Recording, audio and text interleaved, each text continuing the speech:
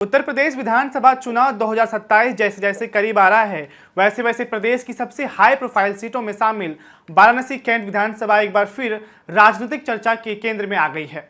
यह सिर्फ वाराणसी की एक विधानसभा सीट नहीं, बल्कि प्रधानमंत्री नरेंद्र मोदी की संसदीय क्षेत्र का सबसे अहम राजनीतिक इलाका भी है।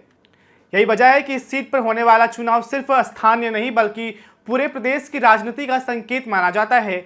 वाराणसी कैंट सीट सबसे बड़ी खासियत यह है कि यहाँ पिछले 3 दशकों से भारतीय जनता पार्टी का दबदबा कायम है। 1951 से लगातार श्रीवास्तव परिवार इस सीट का प्रतिनिधित्व करता आया है।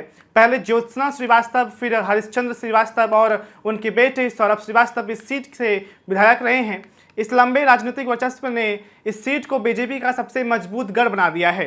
2022 के विधानसभा चुनाव में बीजेपी उम्मीदवार सौरभ श्रीवास्तव ने समाजवादी पार्टी की पूजा यादव को लगभग 43,000 से अधिक वोटों के बड़े अंतर से हराया था। इसके साथ ही वाराणसी जिले के सभी 8 विधानसभा सीटों पे बीजेपी और उसके सहयोगी दलों ने जीत हासिल की थी।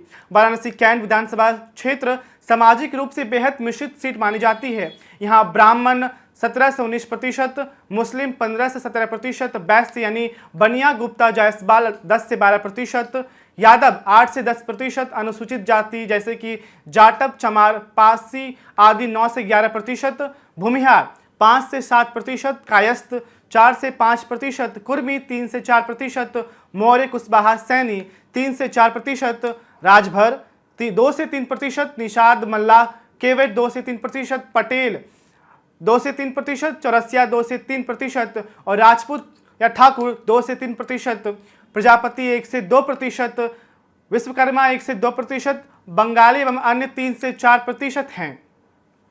यह विधानसभा क्षेत्र धार्मिक, शैक्षणिक और पर्यटन की दृष्टि से भी बेहद महत्वपूर्ण माना जाता है। काशी हिंदू विश्वविद्यालय, BHU, रामनगर केंद्र क्षेत्र, महरूमगंज, सुंदरपुर, खोजबाग, कमछा और अन्य महत्वपूर्ण शहरी इलाके भी इसमें शामिल हैं। भले ही वाराणसी देश की सबसे चर्चित शहरों में शामिल हो, लेकिन कैंट विधानसभा क्षेत्र में आज भी कई स्थानीय समस्याएं चुनावी मुद्दे बनाती है, जैसे कि पेयजल और सीवर व्यवस्था की समस्या, जल भराव और खराब ड्रेनेज, कई इलाके में टूटी सड़कें, खराब स्ट्रीट लाइट, रामनगर और लहराता क्षेत्र में जल निकासी की दिक्कत। हालांकि बीजेपी का दावा है कि नई सीवर लाइन, ट्यूबवेल, सड़क निर्माण, स्ट्रीट लाइट और बाढ़ नियंत्रण जैसी कई परियोजना पे काम हुआ है। लेकिन सबसे बड़ा सवाल यह है कि 2027 में विपक्ष बीजेपी के इस मजबूत किले में सेंध लगा पाएगा। क्या समाजवादी पार्टी अपने PDA, पिछड़ी, दलित और अल्पसंख्यक समीकरण के सहारे मुकाबले को दिलचस्प बना पाएगा, या फिर प्रधानमंत्री नरेंद्र मोदी के संसदीय क्षेत्र में बीजेपी फिर एक बार अपना